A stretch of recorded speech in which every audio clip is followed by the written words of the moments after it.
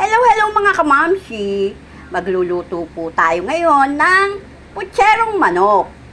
Siyempre, ang ating ingredients ay manok. Hiwain nyo muna ng katamtamang laki. At huwag nyo pong kalilimutang iprito ang manok. Saging, ipiprito nyo rin po. I-slice nyo lang po ng katamtamang laki rin.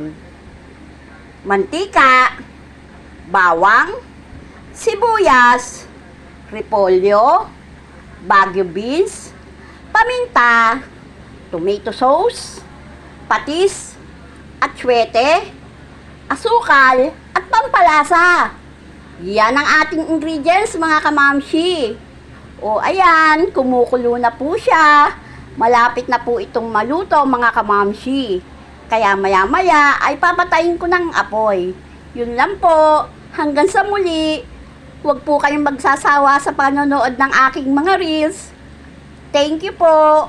Hanggang sa muli mga kamamshi. Salamat!